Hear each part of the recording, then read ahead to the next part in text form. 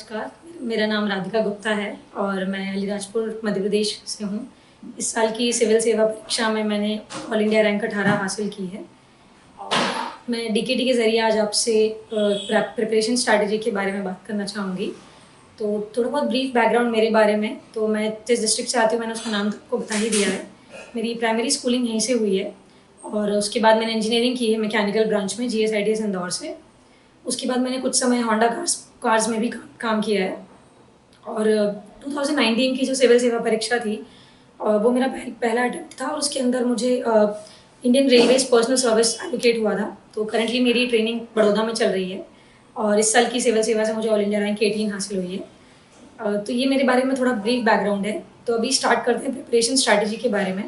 तो स्ट्रैटेजी के लिए एक चीज़ तो ये है कि आपको सबसे पहले अपनी बुक लिस्ट समझनी है कि एग्ज़ाम की डिमांड क्या है। तो उस एग्ज़ाम की डिमांड को समझने के लिए सबसे पहले यूपीएससी की सिलेबस पे आप जाइए, सिलेबस को आप ढूंढिए और सिलेबस के साथ एक माइक्रो सिलेबस भी मिलता है। तो कई सारी कोचिंग इंस्टीट्यूट्स ने वो माइक्रो सिलेबस डाला हुआ है। उस माइक्रो सिलेबस को आप डाउनलोड कीजिए, उस सिलेबस से समझिए कि क्या क्या चीज़ें आपको पढ़नी है। तो what is important, what is not is very necessary to understand. I am from Delhi. I have graduated from Shri Ram College of Commerce in 2019 and I enrolled in the Dreams 400 scholarship of Lukman IS, in which I studied GS in 2019-2020 batch, and I studied subjects, all the subjects, polity, economics, ethics, and the faculty here, Ansari sir and Lakshmikant sir and other teachers as well. They are all very good and they are very motivating as well as encouraging.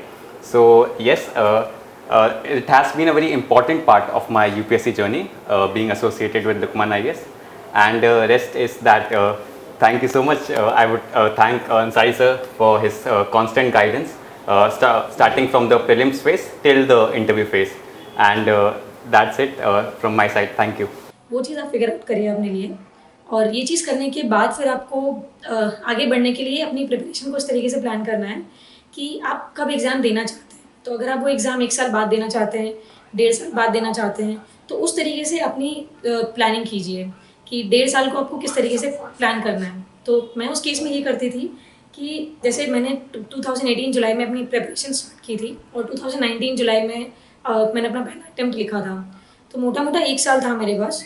तो उस 1 साल को मैंने divide किया कि 3 महीने मुझे prelims की तैयारी करनी है, फिर उसके बाद 3 महीने, उस 3 महीने में मुझे अपना सिलेबस GS का एक बार कवर करना है, अगले 3 महीने में मुझे अपना पूरा ऑप्शनल का सिलेबस कंप्लीट करना है और फिर उसके बाद मुझे उन्हीं चीज़ों के लिए रिविजन स्ट्रैटेजी बनानी थी। तो ये इस तरीके से मैंने अपनी स्ट्रैटेजी प्लान की थी। तो पहले आप अपने माइक्रो प्लान्स बनाइए 3 महीने के लिए, फिर उसको ब्रेक डाउन करिए माइक्रो प्लान्स में कि इस 3 महीने को अचीव करने के लिए आज एक वीक में क्या करना है। उस एक वीक को ब्रेक डाउन करिए हर डे में। तो सुबह उठ के मैं प्लान करती थी कि आज के दिन मुझे ये टास्क कंप्लीट करना है। So this use to be my strategy. बाकी बुक लिस्ट का तो है, तो बुक लिस्ट सबकी सेम होती है, मेरी भी सेम ही बुक लिस्ट थी। ऑलमोस्ट हर टॉपर आपको सेम बात ही बोलेगा क्योंकि genuinely there is nothing new that we do, it's just that we do things differently, है ना। तो करते हम सब वही चीज़ है, वही सेम बुक्स हमें पढ़नी है, वही लक्ष्मीकांत है, वही स्पेक्ट्रम है जो आपको पढ़नी है। तो सेम बुक लिस्ट ही है, बट डिफरेंस सिर्फ ये है कि आपको अपना कॉमन सेंस यूज़ करना है उसके अंदर। जितना मेरी समझ में आया है 2 अटेम्प्ट्स में, वो यही कि this is an exam of common sense. So you just have to apply your brain, you just have to feel things, you just have to understand what is going on around you, process that and try and be a part of that process, ठीक है। so then things will become easier। एक चीज़ और मैं अपनी preparation strategy में रखती थी, वो ये था कि मेरा एक डेली का बेयर मिनिमम होता रहा। तो हर दिन में 5 चीज़ें होती थी जो मैं बहुत फ्रीक्वेंटली, मतलब ऑलमोस्ट हर दिन करती थी, and that was my bare minimum for the day. So वो मैंने इसलिए बनाया था क्योंकि कुछ एरियाज जो मेरी प्रिपरेशन के थे वो मुझे बहुत ज़्यादा पेनफुल लगते थे, जैसे आर्ट एंड कल्चर हो गया या ज्योग्राफी की मैपिंग वगैरह हो गई। तो ये ऐसी चीज़ें होती हैं जो आपको याद नहीं रहेगी, एकदम से आप रटोगे भी तो you can not remember them for long, right. So what I used to do is कि मैं हर दिन 15 मिनट्स आर्ट एंड कल्चर को देती थी, हर दिन 15 मिनट्स में 5 लोकेशन याद करती थी ज्योग्राफी की। तो इस तरीके से मैंने वो बेयर मिनिमम बनाया। तो 3-4 महीने तक जब मैंने वो प्रोसेस फॉलो किया तो मैंने अपने टारगेट्स को छोटे में ब्रेक कर लिया और मुझे eventually by the end of 3 months 4 months I was able to remember a lot of locations. I was able to remember many things from art and culture. So the idea is that whatever is painful for you, whatever you think that you're not able to remember, you're not able to mug up, break that down into small targets and try and achieve those targets on a daily basis. ठीक है, this is the idea. The second thing is that please solve previous year questions. We often make this mistake of not solving previous year questions, be it for prelims, be it for mains. We see them, we glance at them, but we rarely try and understand the pattern that the questions has. So UPSC has its own favorite areas. तो ये आपको समझना बहुत ज़रूरी है कि UPSC art and culture में से कहाँ से क्वेश्चंस पूछ रहा है, उसे क्यों विजयनगर एम्पायर इतना पसंद है, या फिर वो क्यों इकोनॉमी में वही वही बैंक रेट्स की बात कर रहा है, वही वही फाइनेंशियल सिस्टम्स की बात कर रहा है. ये सब चीज़ें आपको तब समझ में आएगी जब आप प्रीवियस ईयर क्वेश्चंस को अच्छे से एनालाइज करके सॉल्व करेंगे. तो 2013 ऑनवर्ड्स 2020 तक के जितने भी पेपर्स हैं, please solve them with utmost attention and utmost attention. That will help you understand the pattern. ये आपको ये भी सिखाएगा कि UPSC has a tendency to repeat itself. हम लोगों को ये लगता है कि UPSC बहुत टफ एग्जामिनेशन है और वो रिपीट नहीं करता है अपने आप को, बट ऐसा नहीं है. UPSC अपने आप को बहुत रिपीट करता है, आपको सिर्फ समझने की ज़रूरत है. ठीक है. दूसरी चीज़ आपको मेंस के साथ भी यही करना है. मेंस के केस में भी the thing is that you have to write previous year questions from 2013 to 2020, and by writing I mean not just reading the question and writing whatever you want to write, but trying and understanding कि वो कौन सा topic है, उस पर 200 page 200 words का border आपके पास होना चाहिए और आप उस क्वेश्चन को एड्रेस कर पा रहे हैं या नहीं कर पा रहे हैं. ठीक है.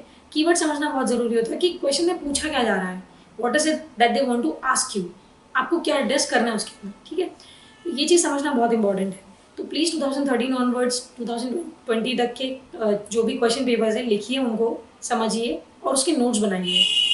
तो मेंस के लिए मेरा आइडिया यही होता था कि बुक लिस्ट, क्योंकि प्रीलिम्स और मेंस की सेम है, कुछ कुछ टॉपिक्स है जो मेंस में एक्स्ट्रा आते हैं, जैसे सिक्योरिटी है या फिर सोशल इशूज़ है या फिर डिजास्टर मैनेजमेंट है, साइंस एंड टेक है. तो ये सारी चीज़ें जो एक्स्ट्रा है मेंस के सिलेबस में, एंड अपार्ट फ्रॉम दैट जो प्रीलिम्स का सिलेबस जो मेंस के लिए भी आता है, उसके लिए आप ये करिएगा कि हर एक टॉपिक के 2 पेज के नोट्स बना लीजिए मेन स्पेसिफिक. ठीक है. तो आप एक 15 मार्कर को हमेशा एड्रेस कर पाएंगे. तो मैंने क्या किया, जो माइक्रो सिलेबस मैं आपको इनिशियली वीडियो में बता रही थी, माइक्रो सिलेबस डाउनलोड करिए और उस माइक्रो सिलेबस के हर एक टॉपिक पे 2 या 2.5 पेज के फॉर्डर नोट्स बना लीजिए. वो आपको बहुत हैंडी आएंगे, बहुत काम आएंगे. So that was my strategy. And coming to ethics part and essay part. So ethics and essays are very important in UPSC because these two are the areas which have a lot of importance. Ethics और essay में आपको ये करना है कि ethics के लिए do one thing. मैंने कोई बुक पढ़ी नहीं ethics के लिए as such, क्योंकि मुझे लगता है कि ethics is not something that can be taught to you by a book in 3-4 months. So what I did was कि मैंने कुछ जो भी keywords है ethics के सिलेबस में, उस keywords के लिए मैंने notes बना लिए एक पेज के, मैं उस कीवर्ड से क्या समझती हूँ. ठीक है. और सिविल सर्वेंट्स के मैंने एग्जाम्पल ढूंढ लिए. तो हर एक चीज़ जैसे एटीट्यूड है या फिर इमोशनल इंटेलिजेंस है या जो भी चीज़ें हैं, उसके लिए आप हर एक कीवर्ड पे एग्जाम्पल ढूंढ लीजिए. There are so many people doing so much of good work. These are noble laureates, these are civil servants, these are police officers, these are revenue officers. इन सब के एग्जाम्पल्स आप इकट्ठे करके रखिए और वो आप उन्हीं एग्जाम्पल्स को आप यूज़ करिए. सेम चीज़ एसे में जाएगी. तो जो भी एसे के प्रीवियस ईयर के टॉपिक्स हैं उनको ब्रेनस्टॉर्म करिए, उनको लिखिए एसेज को. Try and write 15-20 essays before you write your mains essay paper. Please make it a point that you do not go there without writing any essays for that matter. ठीक है. तो ये चीज़ ऐसे और एथिक्स के लिए हो गई. ऑप्शनल, मेरा ऑप्शनल एंथ्रोपोलॉजी था और मेरा रीज़न एंथ्रो चूज़ करने के लिए ये था कि मैं एक ट्राइबल डिस्ट्रिक्ट से आती हूँ, तो मैं उसके बारे में जानने के लिए मेरी इंट्रीगनेस तो थोड़ी थी ज़्यादा. So that was one reason why I choose anthropology as my optional. But apart from that, अगर आप ऑप्शनल चूज़ करना चाहते हैं तो प्लीज़ ट्राई एंड सी कि कौन से ऑप्शनल में मटेरियल थोड़ा इजीली अवेलेबल है, क्योंकि कई सारे ऑप्शंस ऐसे हैं जिसके लिए ऑनेस्टली मटेरियल उतना ज़्यादा अच्छा नहीं मिल पाएगा आपको बाजार. तो जो भी सब्जेक्ट्स है, 5-6 सब्जेक्ट्स बहुत अच्छा आप कर रहे हैं, तो उन ऑप्शंस के लिए आप थोड़ा बहुत उनके प्रीवियस ईयर क्वेश्चन पेपर देखिए. और प्रीवियस ईयर क्वेश्चन पेपर के अलावा आप ये समझने की कोशिश कीजिए कि are you comfortable with that paper, are you comfortable understanding the questions. If you are, then try and read the optional subject. 1-2 chapters आप उसके पढ़िए, देखिए इंटरेस्ट बन रहा है या नहीं बन रहा है. ठीक है. और उसके बाद फिर उस ऑप्शनल को ले लीजिए. और जो भी ऑप्शनल है, try and make it a point कि आप प्रीलिम्स के पहले वो ऑप्शनल कंप्लीट कर लें अपना. ठीक है. तो 3 महीने के अंदर आपको वो ऑप्शनल ख़त्म कर लेना चाहिए आइडियली. तो बाय दिसंबर, अगर आप जून में अटैम्प्ट लिख रहे हैं तो दिसंबर तक आप अपना ऑप्शनल ख़त्म करके रख लीजिए. और January onwards please focus on mains for 2 more months. And then focus on prelims जब तक आपका एग्जाम नहीं आ जाता। प्रीलिम्स के लिए try and solve as many mocks as possible. It goes without saying कि आपको 60-70 मॉक्स, मतलब मैंने उस टाइम पे 70 आई रिमेंबर, मैंने अपने फर्स्ट अटैम्प्ट में कुछ 70-80 मॉक टेस्ट सॉल्व किए थे प्रीलिम्स के लिए। And I used to make it a point that I write the mock test from 9 to 11 AM। तो जो भी यूपीएससी का टाइम है उसी टाइम स्लॉट में लिखिए and solve it every 3rd-4th day. तो आपको एक रूटीन बना रहेगा उस चीज़ को लेकर, ठीक है। प्रोक्रेस्टिनेट मत करिएगा, दे दीजिएगा test. And same thing goes for mains also. तो मेन्स में मैंने एक टेस्ट सीरीज लगाई थी, फोरम IAS की टेस्ट सीरीज थी वो, which is a very good test series. और विजन IAS की टेस्ट सीरीज मैंने घर बैठ के सॉल्व की है। तो ओवरऑल मैंने मोटा मोटा 2 GS की टेस्ट सीरीज लिखी है अपनी प्रिपरेशन जर्नी में। तो try and write 1 mock test for prelims और mains every 3rd or 4th day. So that holds good for both the stages of preparation. So that's about prelims and mains. बाकी interview preparation I think बहुत ही wide perspective है, क्योंकि it differs from a person to person. So I think that coverage we can do in a separate video. But largely the thing about preparation in UPSC is that you need to understand the demand of the questions. ठीक है, question क्या पूछना चाह रहा है, आप उसमें जवाब ठीक से नहीं दे पा रहे हैं, ये चीज़ आपको समझनी बहुत ज़रूरी है। और ये प्रिपरेशन एक मैराथन है, आपको 1 साल लगेगा इसके अंदर, 2 साल, बेयर मिनिमम 2 साल है। कई लोगों की जर्नी 2 साल से ज़्यादा भी लंबी होती है। तो you please remember that you do not have to doubt yourself, you have to be engaged in the process. और उस प्रोसेस में इंगेज होने के लिए you have to be mentally healthy. तो मेंटल हेल्थ का प्लीज़ ध्यान रखिए और do something that keeps you happy. Okay, so every day try and give 1 hour, half an hour or 1 hour to yourself, pursue a hobby। और उसके अलावा बाकी time अपनी पढ़ाई करिए ईमानदारी से। 8-10 घंटे अगर आप पढ़ेंगे, I think that is more than enough and nothing more than that is needed. And have faith on your self कि आप कर सकते हैं। अगर मैं इसलिए बोल रही हूँ क्योंकि lot of us are brought up in a way that we have self doubt. हम सबको लगता है कहीं ना कहीं इन्फीरियोरिटी कॉम्प्लेक्स हमारे अंदर होता है।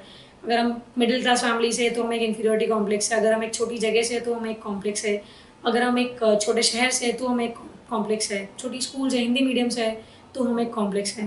तो the reason I am saying this to you is कि वो कॉम्प्लेक्स मुझे भी थे। मैं भी हिंदी मीडियम स्कूल से पढ़ी हुई हूँ, वहीं से बड़ी हुई हूँ, और एक बहुत छोटे डिस्ट्रिक्ट से, जो कि शायद लीस्ट लिटरेट डिस्ट्रिक्ट है इस पूरी भारत देश का।